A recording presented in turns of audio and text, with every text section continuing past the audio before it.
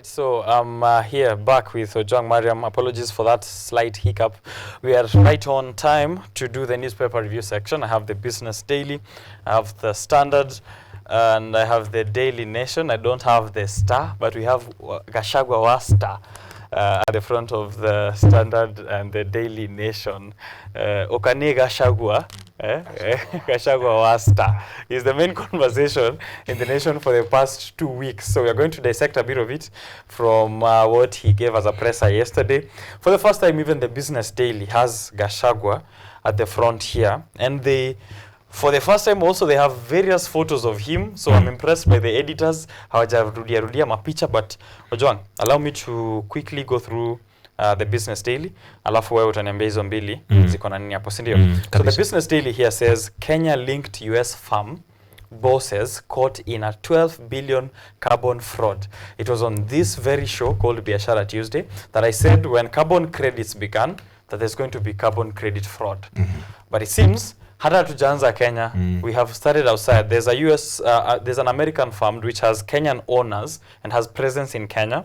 It has been linked to carbon credits which are worth tens of millions of dollars involving cooking stove projects. And they're not in Kenya, in Malawi, Zambia, and Angola. So those are 3 countries in Africa. Kenya not yet mentioned, but I can tell you, and I will say it here, so I have this clip later, that is going to happen in Kenya.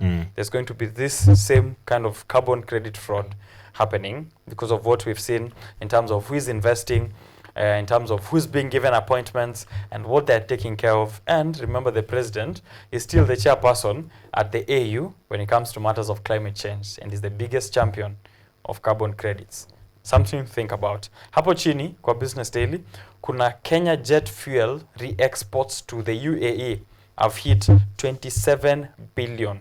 So how much we are re-exporting back in terms of jet fuel to the UAE, that has generated us 27 billion. So that's a bit of information in terms of money. And the Treasury here also on the right side says has paid 63 billion in emergency overdrafts. So these two pieces of news will let you know that this signals that cash demand pressure has reduced. It means we have more circulation of cash around at the moment. So we look at the exchange rates as well. Moment of truth for DP Gachagua. That's the picture on the front of the Business Daily. DP Gachagua addressing the media at his official residence in Karen, Nairobi, yesterday from 7 to around 9 p.m. He announced he will attend the National Assembly impeachment hearing today at 5 p.m. to answer against the charges which have been leveled against him. 11 of those. Ojwang Mariam. First things first. Yes. We are not prophets. This is not a prophetic show. We are just people who are doing the bare minimum. Yeah. Ya kusoma na kujua more. We have to understand the history of ourselves as a country and as a people so that we can have a good future. We cannot do that kama tumekataa kusoma. Sawa? For example, we keep telling Kenyans this and this will happen. And they happen. Just as you have said. DP Gachagua, hii gambo yenye the Standard wanasema on the headlines. The headlines, gambo. The Gachagua gambo. Hii ni kitu tulikuwa tunajua itafanyika. They have managed to put a 4-hour show, no adverts, for the very first time. Shabiki.com haikuongelelewa. We have a very famous ad. It will focus on health. Haikuongelelewa anywhere on KUTV. Because the man from the mountain was speaking. For 2 years, Gachagua yeye amejiweka kama mtu wa mlima Kenya. Amekuamilia hapo. And now his PR and communications team wameamua sasa kuwe DP. Sasa hizi ndio DP. Time inaenda kutoka. The Daily Nation on the headlines now wanasema this is my defense. Bado wanaongelelea Gachagua. Kitu ili happen jana. No one is talking about Chief pale wanaongelezea kadogo. Chief mess state moves to ease woes. That is on page 3. Daily Nation wanasema wameweka hiyo.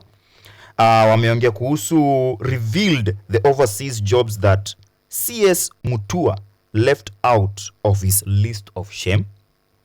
Haya, hao wengine na wao wanaitwa the standard. Pale chini ndio wameweka anxiety as teacher jobs deadline comes to an end. So everyone is talking about Gachagua. Yeah. Gachagua is the man of the moment in a country where in the star hatuna star, but kuna Gachagua. In a country where Kenya is still in the bid for winning the AU chairmanship. Atujaongelelea baba yuko hapa. Mtu hata ameponea ako kwa gazeti ni Rais William Ruto. Na amefinyiliwa huko chini leo for the first time. He's not even there on the Daily Nation actually. Na picha yenye wameweka sio ile ya DP Gachagua. DP Gachagua kuongea kulwa Mungu and from what the public are saying kule mashinani. Ndio nasikiza mashinani wanasema tunakuja collect tunaweka pamoja. We are just reporters. Yeah. Na kuna kitu tunasemaga hapa yenye ni yetu sisi upeana two opinions. So DP Gachagua looks like a fool, but he is far from being a fool. Judging hadi kulingana na vile yeye uvaa, watu wamekuwa wakipigana na vile yeye uvaa. But look at the moments zenye anaziitaga the Gachagua moments. He's always sharp, smart, a DP. That kind of a face. Yes. From 2022 akiwa kwa the presidential debate against Azimio's Martha Karua, he looked smart.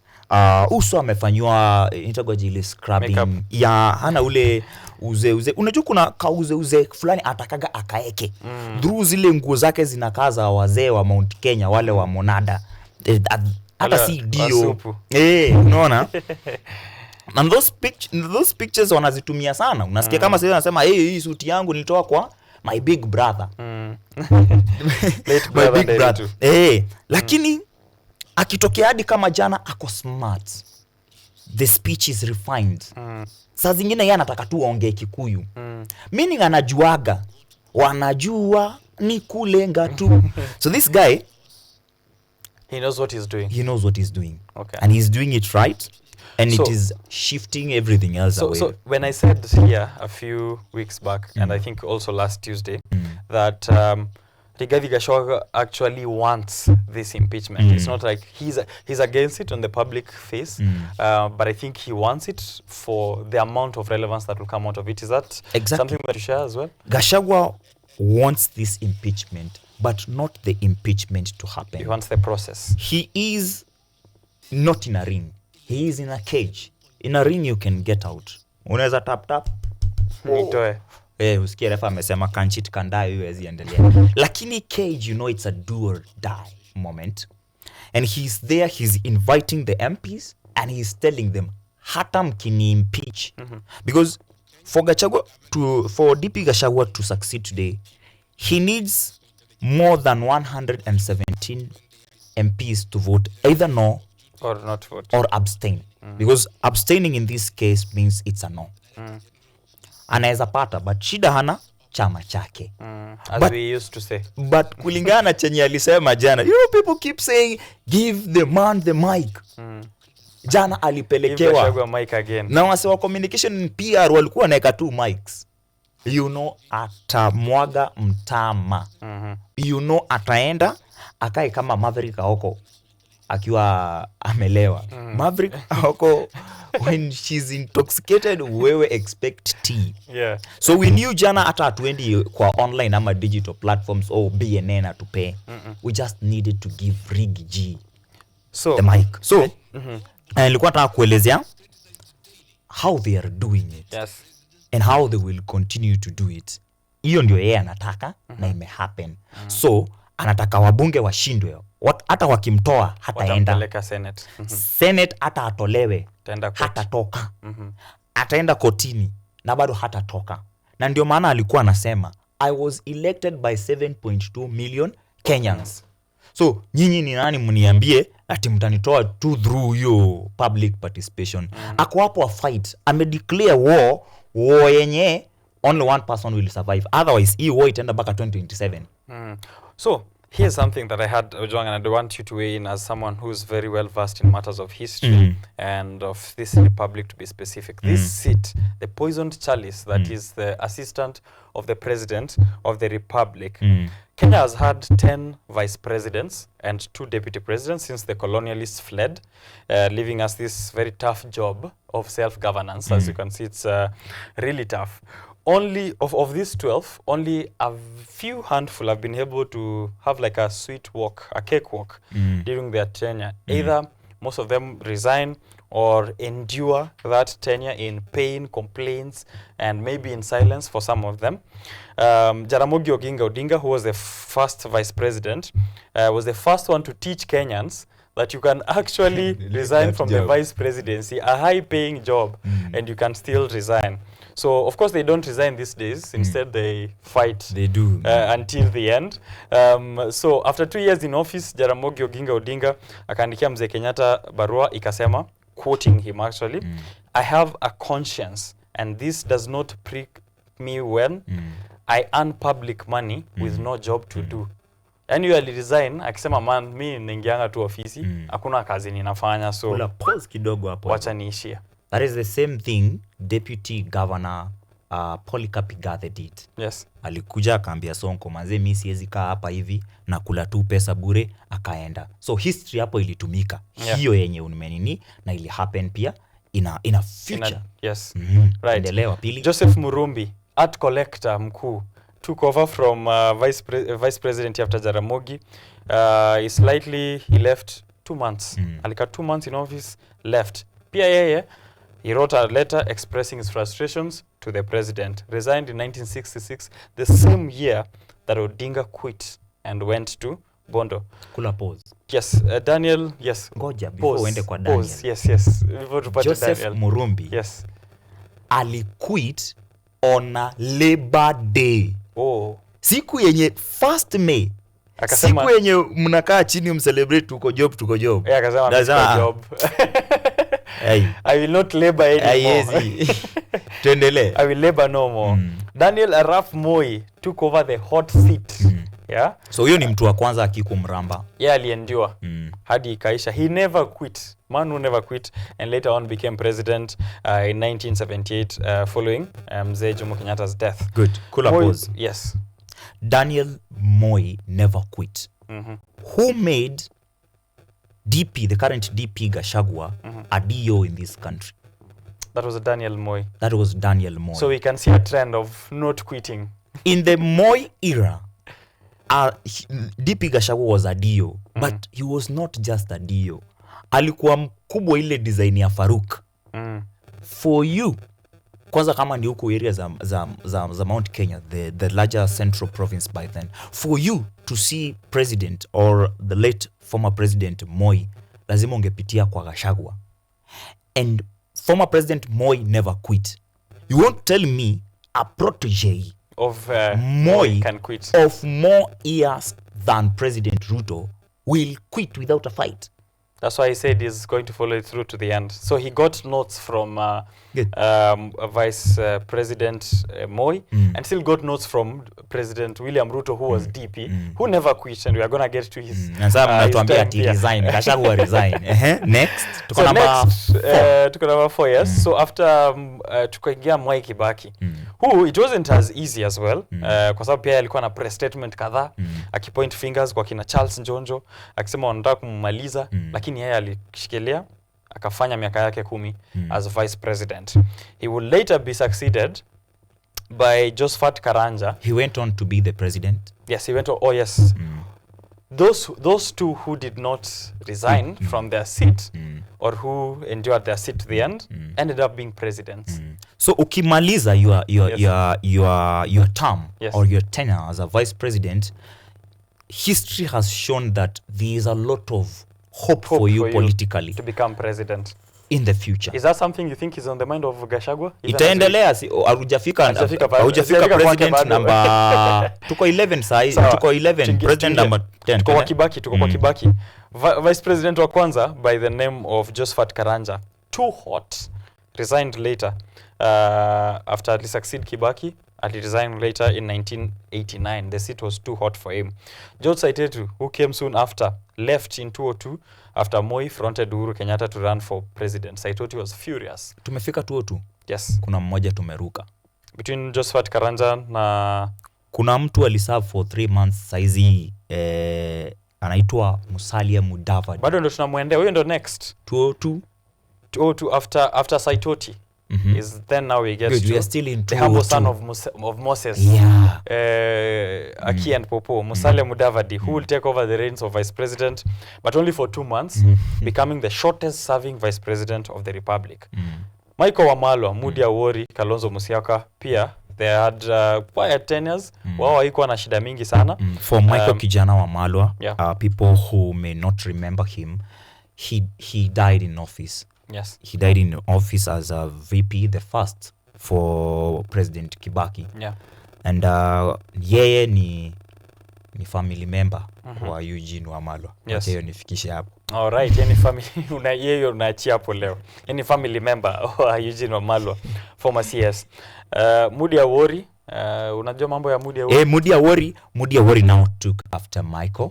Mudi Awori came to the kuna ministry inaitwa Home Affairs. Yes. Hiyo ndio ilikuwa inashughulikia mambo ya prisons.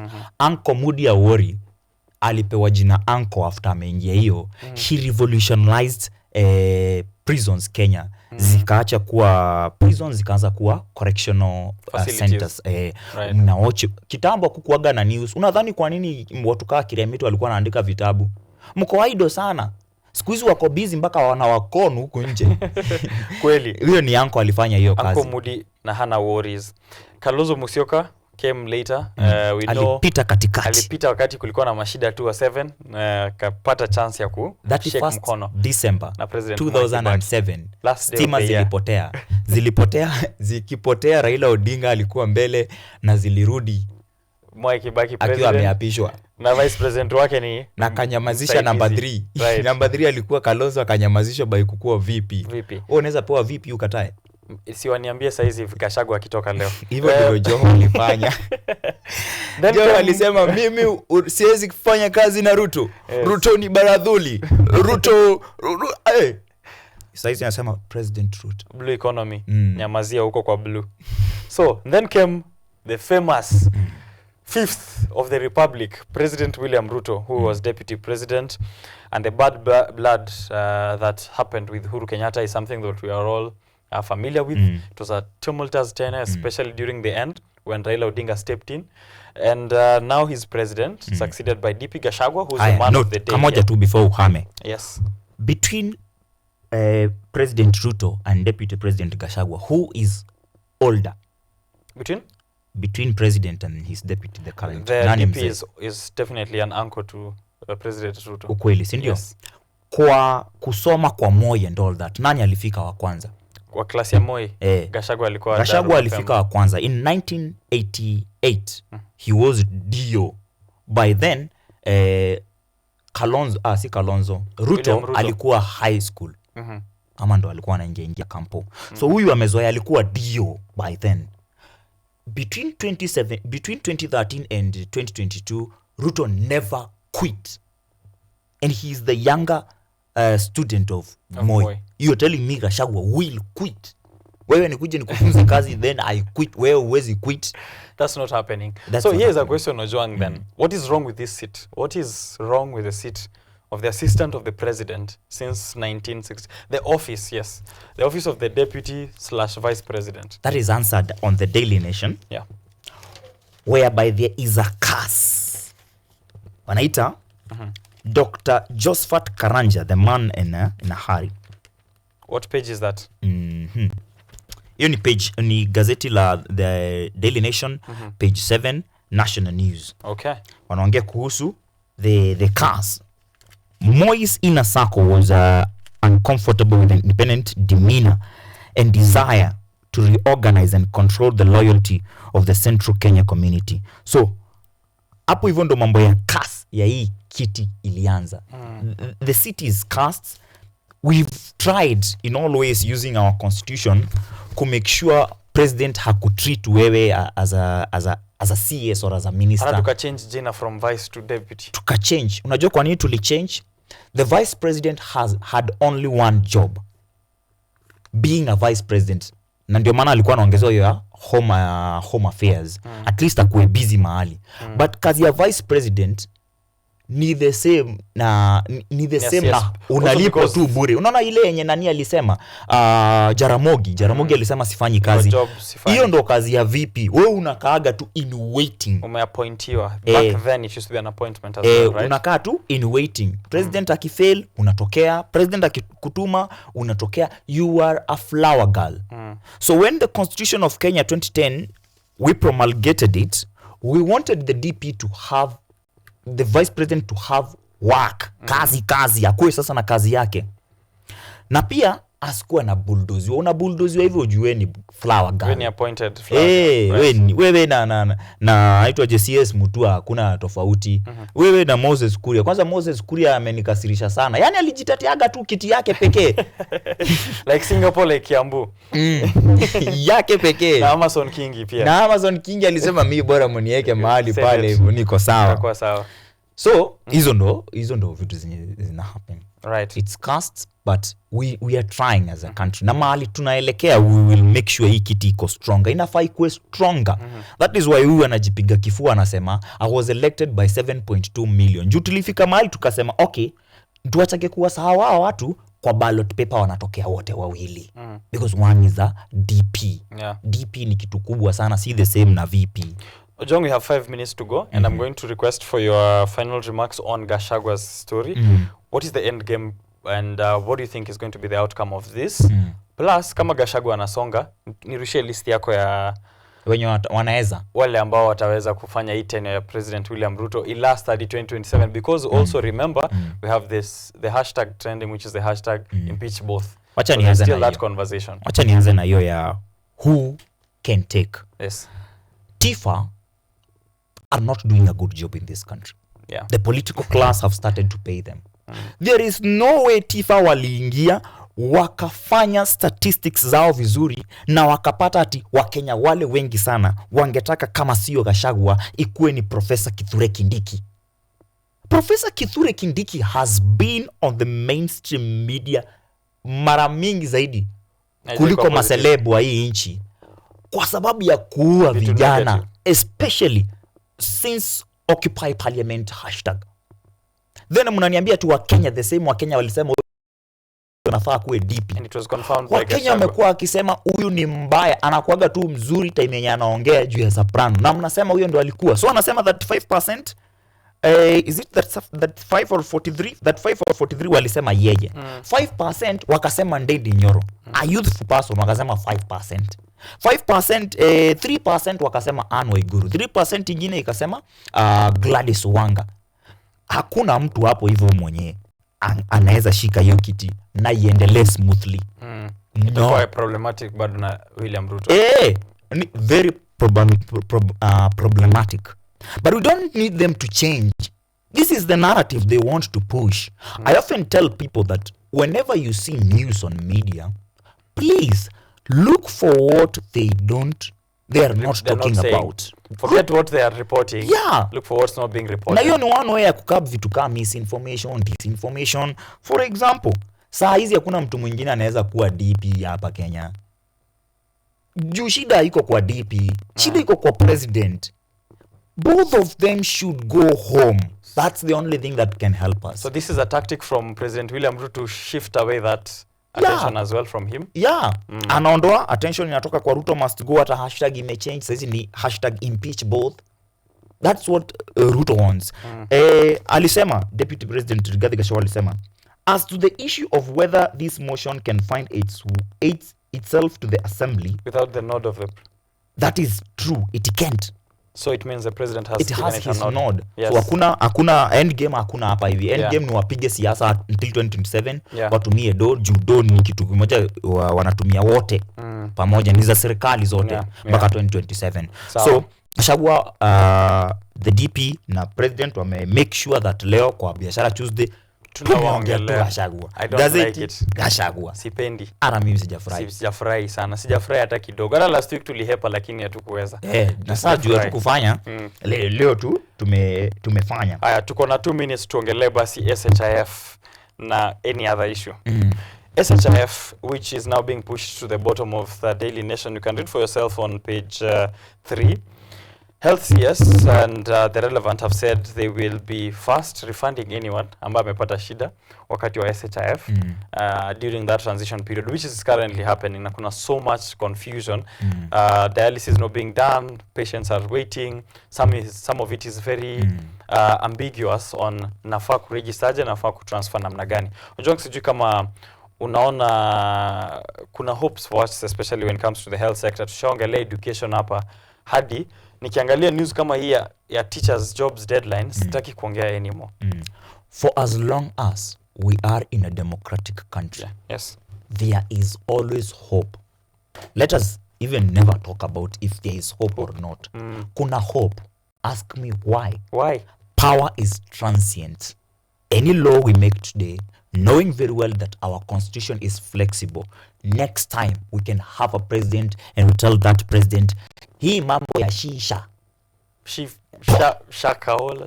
hatukuwa itaka tuliekewa, unaona? Yes. Na tunaweza change. Sawa. That is the goodness of constitution and being in a democratic country. Kwa nini? If that cannot happen, after every 5 years, we elect people who don't know anything about law, clueless on leadership. They go and make laws for us. Yeah. Right. Asante sana Ojwang. I would love more from you, lakini si unajua tutarudi hapa tutafanya hiyo kitu tena. I love for people to check out also other stories on the papers. Daily Nation huko nyuma wameongelea the current chairperson of the Council of Governors. Sports, though, we have some sad news. We've lost Kipyegon Bet, who was touted as the next David Rudisha, died because of alcoholism. Something for you to think about in your week. We've lost someone who was touted to be the next David Rudisha, which means we had more Olympic records. Na unazangalia career summary yake hapa hivi nyuma kwa gazeti. Ojwang, sema your closing remark, nisome the last word. My closing remark hata itakuwa hapo bado inaongelea mambo ya alcoholism. Yes. Let me tell you one thing as I conclude. Yeah. There is no one from the rich family mwenye alikufa juu ya drunkenness. Hiyo yenye tunaongelea mama hiyo inakuwa ni makali umekunywa because you are stressful. You are stressed, you are full of anxiety. You don't know what to do. But kwa mtu ambaye ametulia hakufagi juu ya drunkenness. Okay. So hiyo ni shida inaonyeshana mahali tunafaa to change, as in tupeane more mental health counseling sessions for everyone. Yeah. Our DP is a lonely man because he lost 2 brothers juu ya ulevi, na ulevi bado huko. So tunaweza punguza ulevi wa Kenya. Especially mahali tuko sisi, mimi nafurahi kiasi juu the Gen Z sio wengi utawapata wakikunywa chang'aa, wamelewa wakiwa sherehe yao iko na mpango. Baba apendi vitu kali sana. So we are safe, we are going somewhere. Asante Ojwang, hata nifunge show naambiwa tunakula masaa ya transmission desk. Asante sana for everyone who tuned into the show. It takes a whole village to bring this to you, so a shout out to my producer and director Ryan Ngure every single morning making it happen here. Ourselves, the people behind the cameras, watu ambao wako TX, wako graphics, wako kwa audio visual, takes a lot of people. Programs controller pale juu bwana Boniface Otieno ambaye anaamka aone show live badala kutoka kwa screen. Asante sana, and na comment. Si ndio, na comment kama viewer. So give a shout out to them. If you see us out there, unatupatia kachai bana, pia mambo ni magumu. What makes networking work is that it sets up win-win situations in which all parties involved get to take something home. Networking is a sharing process. Until you understand that, you won't have much of a network. What makes networking work is that it sets up win-win situations in which all parties involved get to take something home. Networking is a sharing process. Until you understand that, you won't have much of a network. And that's why you keep attending networking sessions, wondering, mbona si omoki? Hii networking hainisaidii. You need to give something before you network. Think about it. Thank you for tuning in to Biashara Tuesday. My name is Richard Okenye on social platforms at Richard_Okenye. May you get profits this week. You my way up so that you laugh all the way to the bank. I'll see you around.